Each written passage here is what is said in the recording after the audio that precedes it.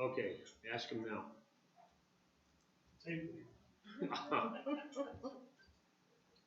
I've got to click off the microphone right here on the screen.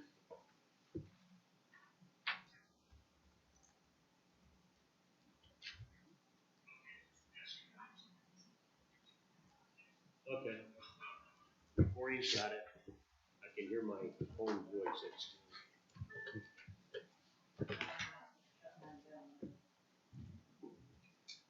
Okay, next is Dr. George McKenna. Dr. George McKenna, 15202 East Barre Road, Elton. I respectfully request that the board table the discussion or take no action on the host community agreement until after the elections. By voting on it or agreeing with it, it's just making another statement that the majority of this town goes along with heritage coming into our town. With no survey at all showing a majority vote, I think that we need to wait till after the election. It's going to be the first official town representative vote on it. And we need to wait for the results. Another concern that I have is it was stated at the public hearing that if we didn't accept the host community agreement, that we may get nothing, and New York State will just run us over. I've not been able to verify that statement with any government agency, but it does scare me to what this country is coming to, and I think we do need to look into that more. The other thing that happened at the public hearing that kind of bothers me is there was a request that leaseholders signify who was being benefited from Heritage Wind and being, giving lease agreements and that. And nobody raised their hands. And yet, if this project is supposed to be moving our town forward, is supposed to be bringing us so many benefits, it should be the people that sign those leases, out of the graciousness of their heart to open the land, to let this heritage come in, so that our town can benefit so much from this. And yet, they didn't take any action. They didn't, signify who they were. So I don't know if they were coached in doing that, or if they were, just extremely humble in that. It came across to me that they were embarrassed or ashamed. And so hopefully somebody will set me straight on that after the meeting. Thank you. Okay, thank you. Lance, did you just come through the doors now? Were they unlocked? Or did someone let you in? No, it was a floor plan, floor pad blocking the door. I kicked it away, so I don't know. Well, then the door is locked. It must be set locked. The door's locked. When he was walking through the parking lot, so I waited a little bit till he come in. Thank you. Yep. Okay. So now it's locked. Okay.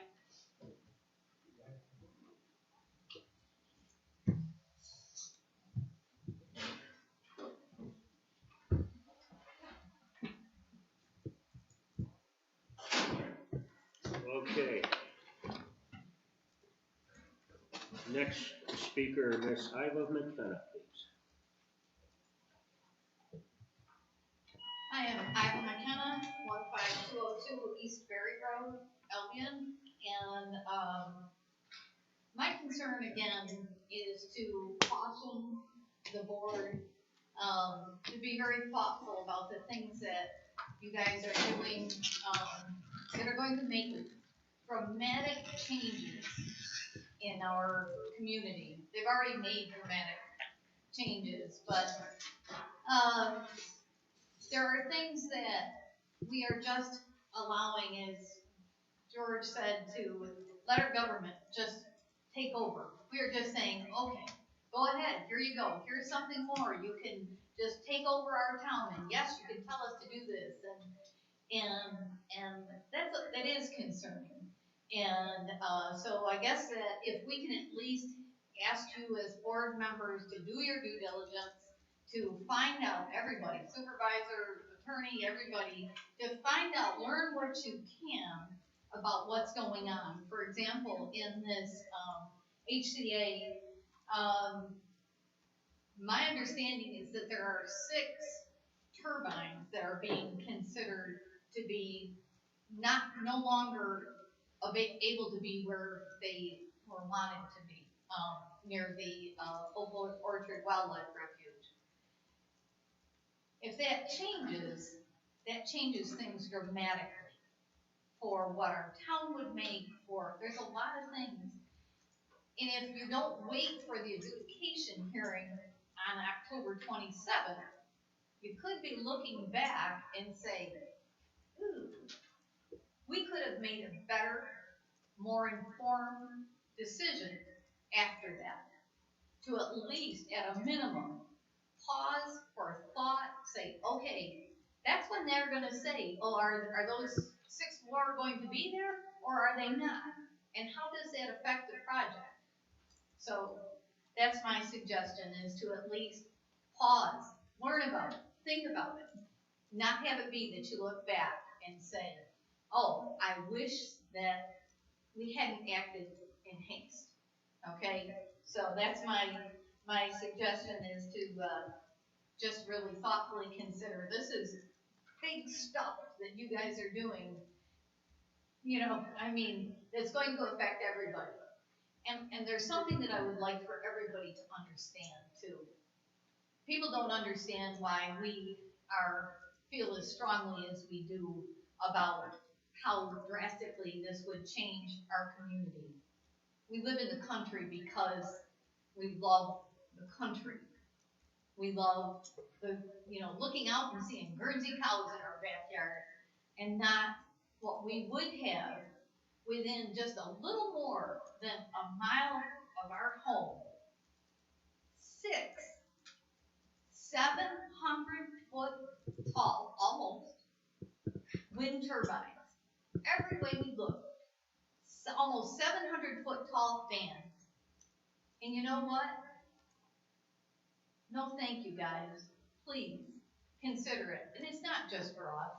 It's for everybody. And you don't realize how big they are. It's really, really hard to think 700 feet up. It's one thing when it's on the ground.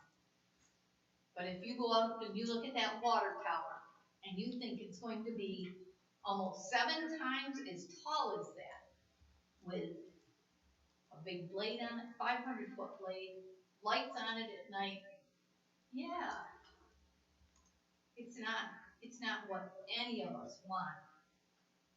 And is the money in everybody's pocket going to make up for that part of your life? That's all.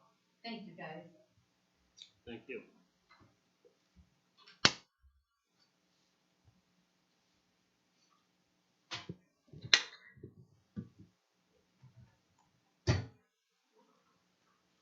Okay, has everybody had a chance to review bills? Yes. Yes, I did have one question that I wasn't able to email in. I just was wondering why there was, why Pam Moore was paid as a prepaid instead of with all the other bills. Which one was that? It was a $650 bill for cleaning. I think there were quite a few of them, but that one was prepaid, and then there was another one that wasn't for $400, I think. For the cleaning, prepay? Oh, because we just started with this cleaning company. So we had that one, and so that we wouldn't be backlogged, I told Lee to go ahead with that one on the prepaid for that first month. They went through and they thoroughly cleaned everything. This place hasn't been cleaned in almost 2 years thoroughly, where they got all the dead bugs out of windowsills, washed windows, the whole 9 yards. So that was the first one, yes. I'm not disputing the cleaning or the charges. I'm concerned about the process in which it was paid. Our process is we did approve the prepaid credit card and things like that that needed to be prepaid, but the checks and balances that have been established to just ensure that everything is done right is And that that's why, like, I had them come back in and do a new voucher for this one so that they would get paid. That's why you got the one for the $400 in this bunch of bills at this present time. Because I told them that we have to have that for the board approval at the board meeting from here on. That was just an exception at one time. That takes care of your checks and balances then with that. it doesn't though, because it sets a precedence that any time that there's a new company that we're working with or a new organization that we're working with, that we can do a one-time supervisor approved rather than even, you know, if that was the case, sending out an email to us and at least getting, you know, three board members to say, yep, okay, I'm reviewing this and I agree that this is the right thing to do. I understand that there's circumstances where we need to maybe up our timeline a little bit, but but I'm not comfortable with with you just saying that you can approve it without the checks and balances is this group of people sitting here. True. And my official title is what? Supervisor. No, I'm also the chief financial officer for this town. Okay. So in that regards, it is my ability to do something like that. You have been notified of it. I'm not hiding anything. So as the CFO for this town, I can do that. If it's anything over like, I forgot the amount, I think it's over $2,000, then I'd be in trouble.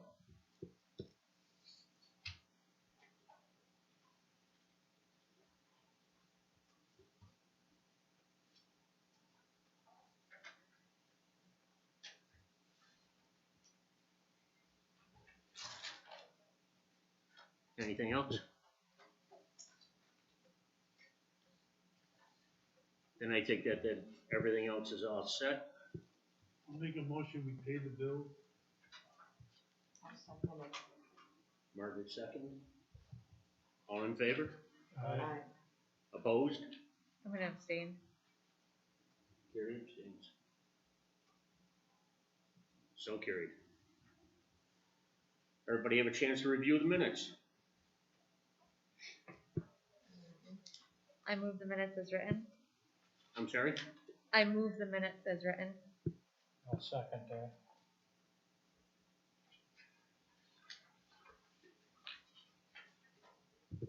All in favor? Aye. Opposed?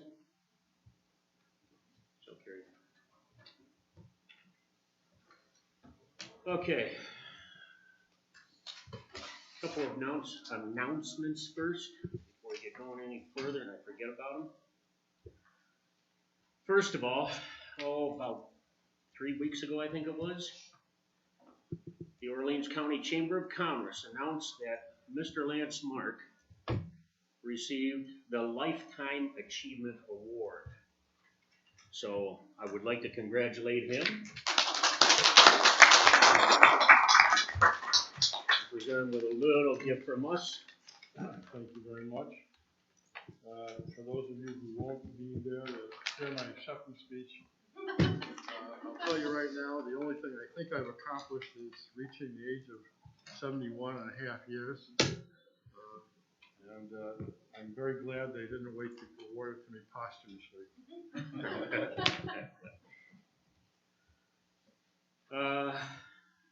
Once again, we also have on October 30th, from 2 to 4 at the park, the town park, we have trunk or treat.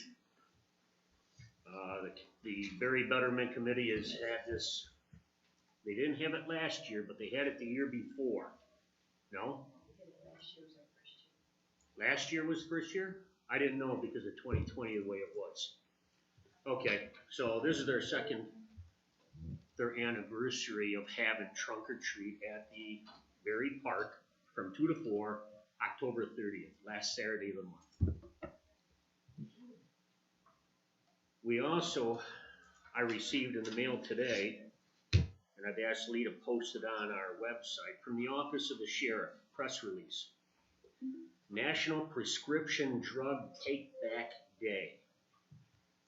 Sheriff Bork is pleased to announce that the Sheriff's Office will again participate in this nationwide undertaking, which takes place on Saturday, October 23rd.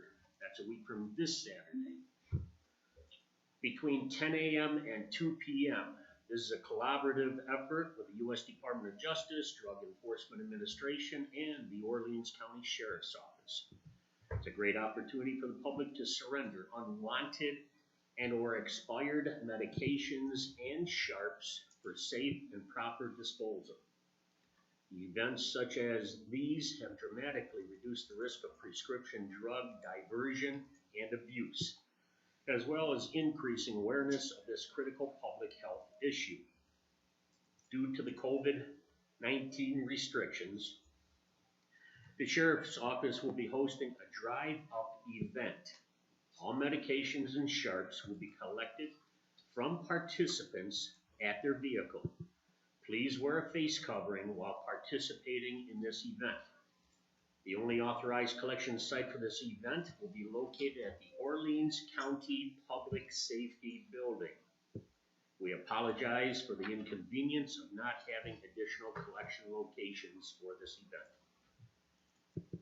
Okay, the Public Safety Building is just east on the opposite side of the road from Walmart, right where the Sheriff's Office is located.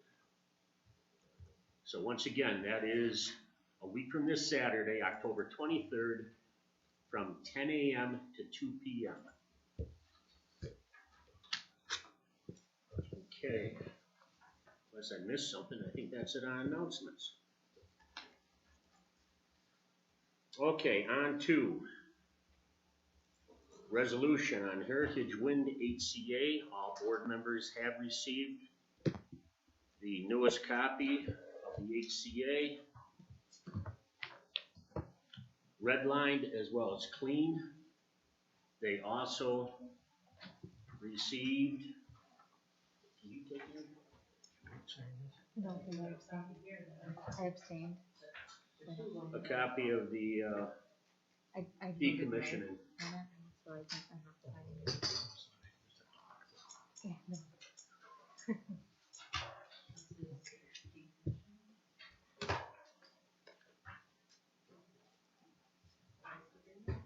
I know I brought one out with me. Oh, that's not it. Okay, so, oh, wait a minute, there it is. With the red line changes, those were changes made based on when we had our discussion about this from the workshop from last week. So everything that we had criticized or asked to have changed has been. It is all set. So what I would like to see is a resolution. I'd like a motion for a resolution to accept the HCA with Heritage Wind. I have some more discussion points that I emailed out and Lance responded to. Yeah. And everyone was included in it, but I would still like to discuss those questions. I know that, so one of my questions and big points of contentions was on the escrow versus the direct payment. And Lance explained that the concern would be that the expenses would exceed the amount to deposit in the escrow before replenishment could occur, which would put the town at a cash flow issue.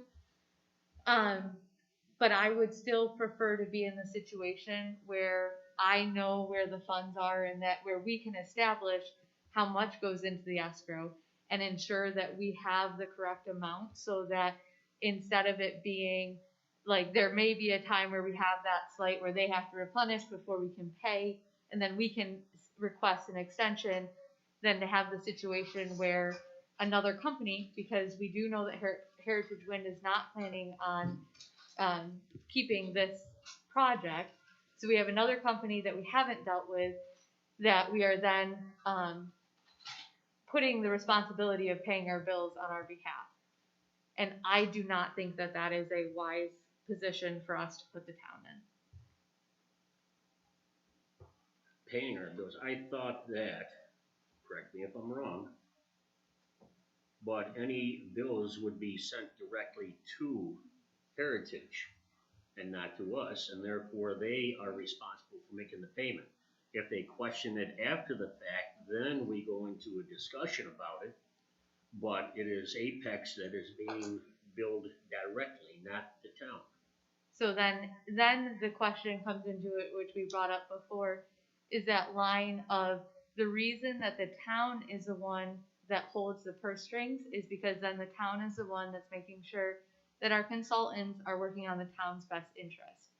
If the bills are going to Heritage Wind or whoever they sell to, and they're going to them not saying that they're the town's bills, but saying that they're Heritage Wind bills or that they're that company's bills, then we still, so if they don't pay, they withhold those funds, then we end up in a situation where the consultants or the, whether they be attorneys or engineers or, whatever that situation may be, we're still not able to ensure that the job is done the way that it should be and that we're able to move forward because they may withhold and say, well, we haven't been paid for these services yet, so we won't do any more services until we get payment. And I understand that that would be a breach of the host community agreement, but I think that that's a very avoidable situation. Apex pays either way. The point being is you're implying that whoever we hire on is corruptible and that they would not be working in the best interest of the town if they're billing directly to Apex. I'm sorry, I don't think that that would occur. I don't think Apex. You don't think corruption occurs? Oh, I know corruption occurs, but I don't think that this would happen. I'm sorry. I think that most of the people, what you're saying is like in my mind, if we hire Labella to do something, Labella is going to take the low road with Apex and fudge their figures just so they can get paid a little extra. So no, I'm sorry, I don't accept that. I can tell you from a first-hand conversation, so 2.5, maybe 3 years ago now, Heritage Wind posted a public event at their office in Albion where they had their lead biologist came and did a presentation on birds and bats and the impacts of these turbines on the environment.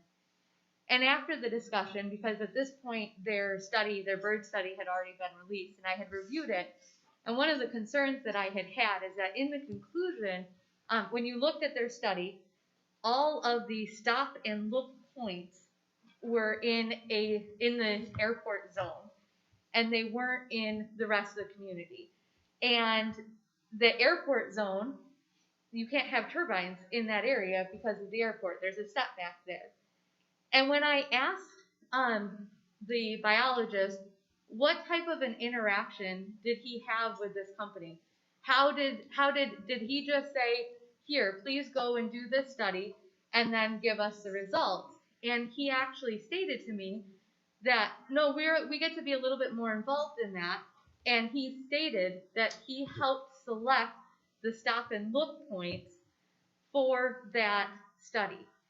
So that study, so what he was saying is that he created, and they were looking at environments and areas where the short-eared owls were and where there were specific things. But he point blank said to me that, no, we are involved and we do get to ask for specific things. And that was one of the things that he stated to me at that meeting. And to me, that shows that they do have more play in that process. And I think that it is very important that we as a community protect ourselves, and that this is a relatively easy way to do that. As you pointed out, that was a biologist that was hired by Apex. I'm talking about, we have people, consultants that are hired by the town, but they get paid directly from Apex / Heritage. Right, and so There's a if, difference. That biologist was working for them. so if they're paying the bills, who are they working for? And I'm just saying that this is something that's relatively easy and If relatively they're easy not working way. for us and we don't agree with it, we fire them and we get someone else. That's it. They're supposed to be working for the town, period. But Apex would be, or whatever future company would be paying the bills. As they should. And so Do you want the town to pay the bill? I would like for it to be open so that it's a budgeted line item in our town budget that anyone can foil or can request to look at our budget. They can see how much we're spending of that escrow account, what it's going for. They can see what money is coming in, what money is going out. We can ensure it just takes that level. Unfortunately, people aren't like I would love to live in a Pollyanna world where I know that nobody is going to take advantage or fudge things or step over a line. At this time, if you looked at the budget that I had given you last month, and I just sent another one out today to make sure everybody had in their pockets, there is 3 budget lines. There might be one missing from in there that has been included since. There's a budget line for Heritage, there's a budget line for AES Baird Solar Project, and there's a new one that wasn't in before but is being put in at present, or has been, and that's for the Hemlock Ridge Solar Project. So that those monies are separated, monies that come in as an escrow and our payments out are all shown in those 3 separate lines. So it's already in our budget. But no, you're misunderstanding. The escrow, Of course. if this goes through as is, there will not be a host community agreement escrow account. There would be those funds would just be directly between whoever owns Heritage Wind and the consultants that the town hires. And it wouldn't be, we wouldn't have track. The town board wouldn't be reviewing those bills and The money's in and the money's out to Right. them. But we do receive reports. Because when they go to submit their bills to Apex/Heritage, they also will be copying us in. So we know what they are billing for. And the same thing when Apex/Heritage pays them, they will be copying us in as well. So we do have that information, which, as you point out, would be foilable. I Also, believe. the client. Excuse me. Sorry. I just believe that we would be naive to not do an escrow account.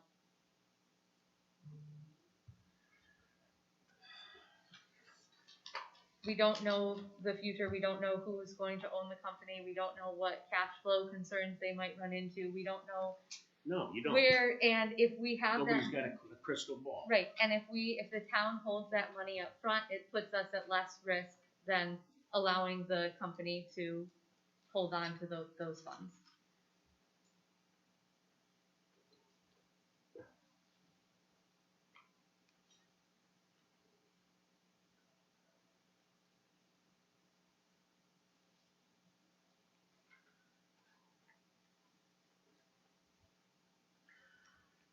Lance, can you explain for everybody to hear what your response was to Carrie's comment? As I think she pointed out, the concern was that there would be a cash flow situation. The town would have to advance monies and then wait for reimbursement from Heritage to the escrow account.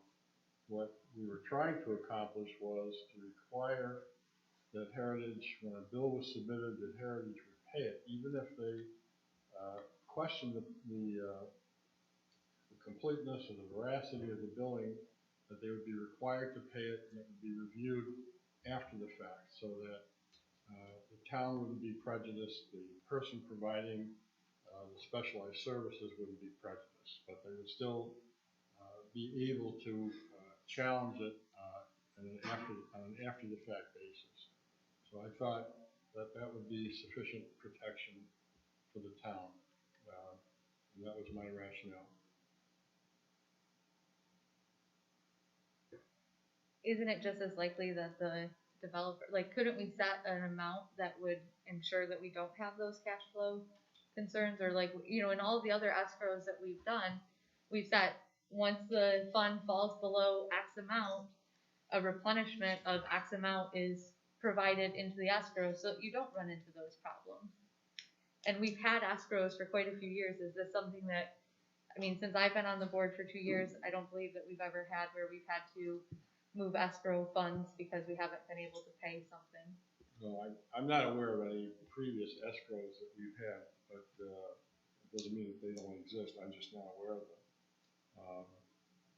That's up to the town. I mean, if there's that much distrust of Apex or Heritage, then, you know, I'm just saying hypothetically, what's to prevent them from saying, no, I'm sorry, we're not going to replenish the escrow account, which would also be a breach of the agreement. So either way, it's a breach of the agreement. And at some point in all contracts, there's an implied requirement of fair dealing.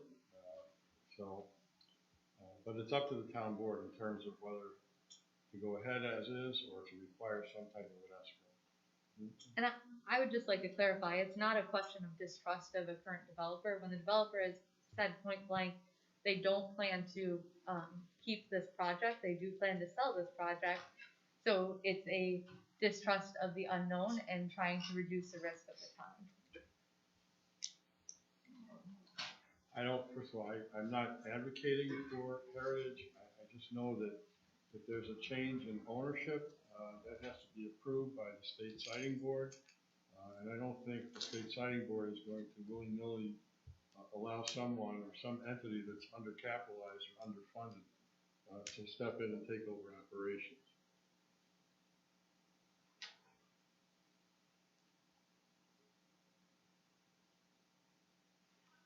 Anybody else on the board, how do they feel? This has been gone over and over and over on it. This is what it's been put down. Personally, I don't see any big difference with it. The money's still got to be up front. Lynn, Margaret, anything? Don't we make agreements with the county to do road work? Do we expect that money every year? What are we gonna do with the county? Say, hey, wait a minute. Every contract, I think it's a little ludicrous. Can I just point out something? So normal host community agreement pilots, normal agreements with like even the state. So like with the intervenor funding for the 94C process, the Article 10 process, all of those require the developers or the company that's coming forth to put those funds in ahead of time rather than do the direct payment. It's actually, that is the norm. Doing it this way is not the way that things are normally done. And we're not talking intergovernmental fund exchange. We're talking about a private company.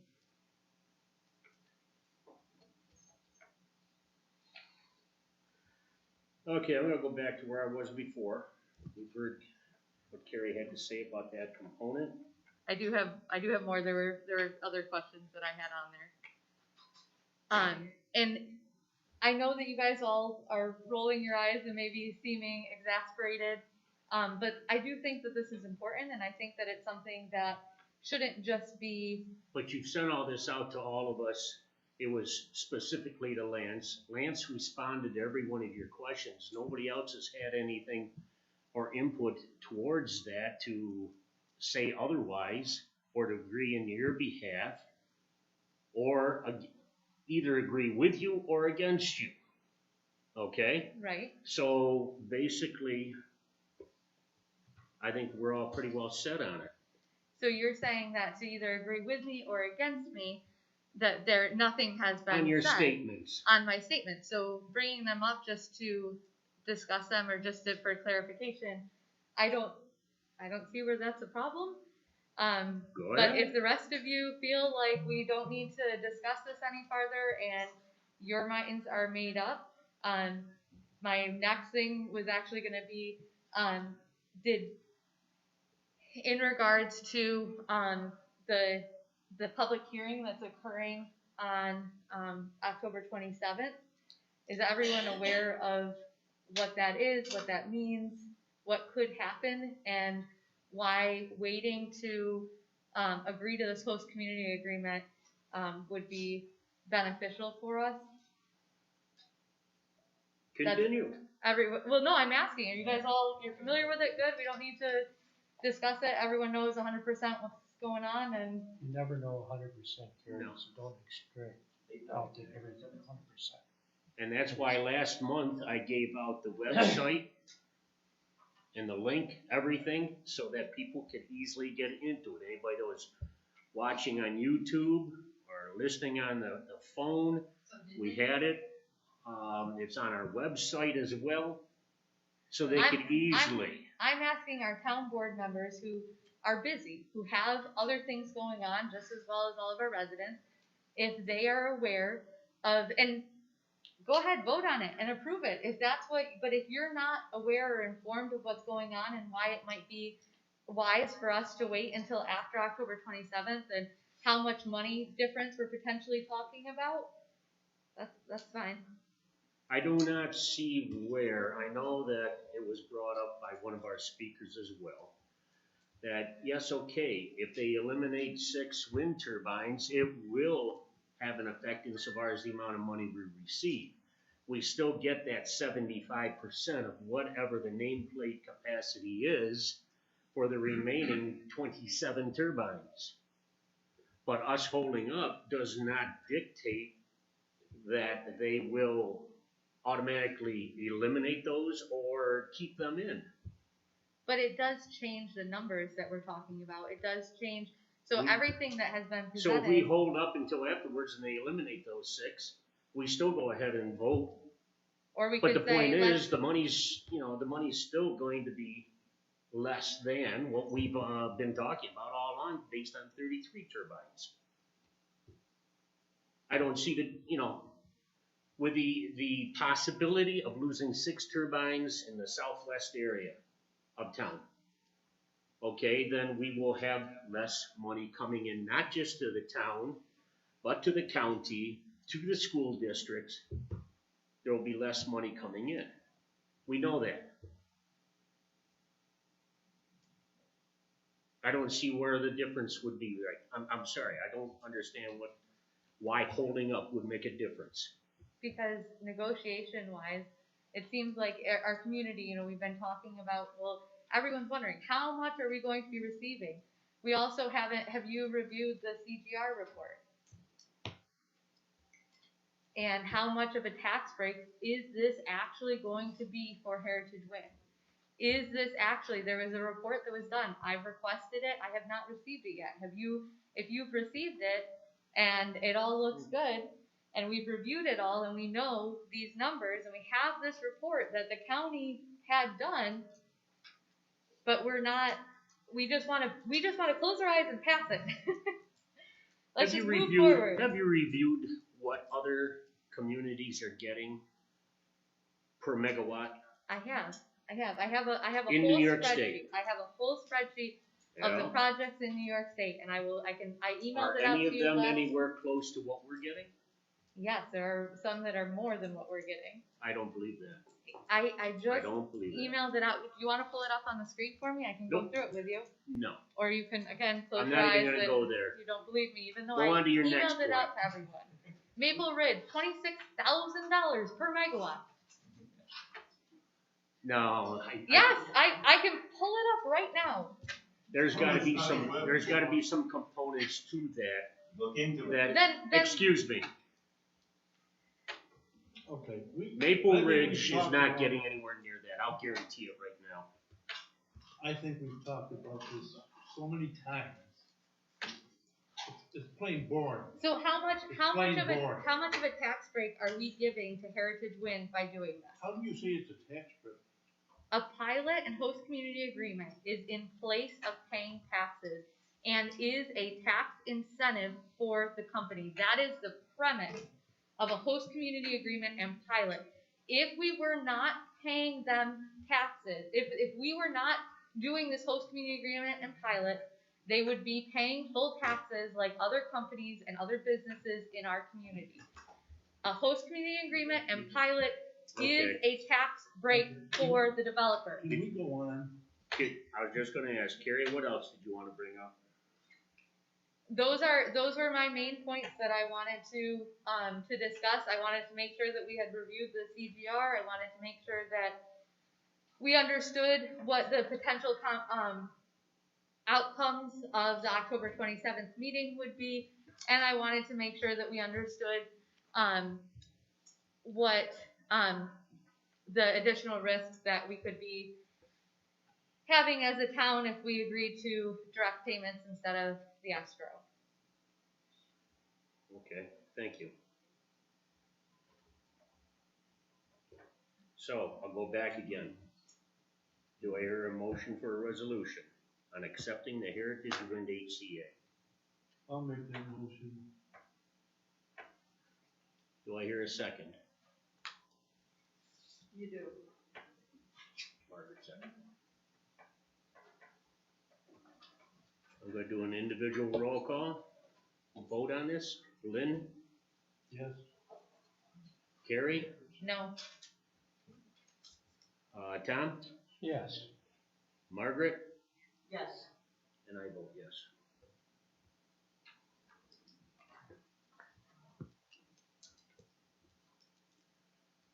Okay, we also have the decommissioning plan that has been reviewed by Labella, Young Summer being Laura, Lance, and Dwight from Knopf Shaw. Nobody, when we did the review of that at our workshop, nobody had any questions or changes whatsoever at our workshop on that, so I would presume that's all set. So do I hear a motion for a resolution on accepting the Heritage Wind decommissioning? I'll make that motion. Tom, second? I'll second. Lynn? Lynn, how do you vote? Yes. Carrie, how do you vote? No. Tom, how do you vote? Yes. Margaret, how do you vote? Yes. And I vote yes. Okay. Next. Baird Solar Project, special use permit and site plan review, which is all part of their application. We heard back from Labella. Labella said that the road use agreement, no, decommissioning plan. Everything was resolved with that. The Orleans County Emergency Preparedness Team reviewed it. They had a couple of questions, like 5 bullets that they wanted corrected. And the solar project team did correct all of those, sent it back to the emergency prepared team, and they said, yes, everything's taken care of, so they've signed off on it. County has signed off on it. So I'd like to entertain a motion for a resolution on the Baird Solar Project, accepting the Baird Solar Project at this time, their application. So moved. Margaret, second. Lynn? Lynn, how do you vote? Yes. Carrie, how do you vote? Yes. Tom, how do you vote? Yes. Margaret, how do you vote? Yes. And I vote yes.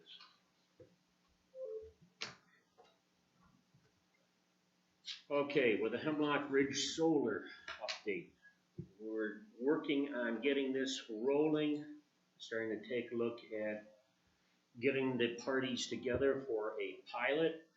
I have a meeting tomorrow morning with Ryan Wilkins. I wanted to say Whitcomb.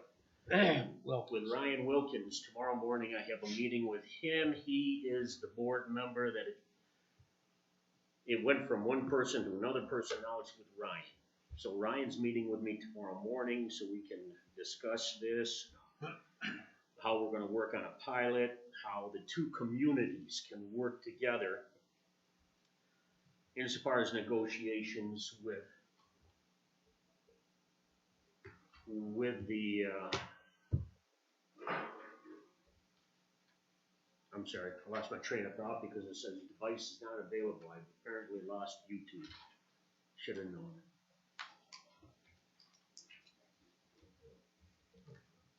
Did you have it?